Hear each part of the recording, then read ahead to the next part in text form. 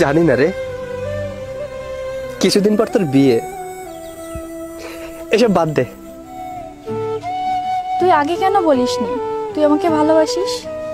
আর এখন আমি চাইলেও বিয়েটা না করতে পারবো না।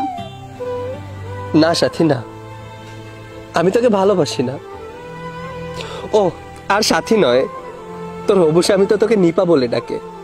নিপা না, নিপা নয়, অন্তত একবার সাথী বলে ডাক। সাথী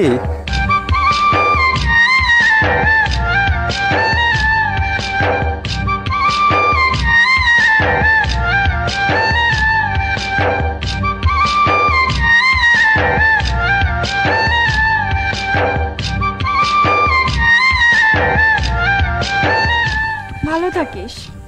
তুই ভালো থাকিস বন্ধু আমার।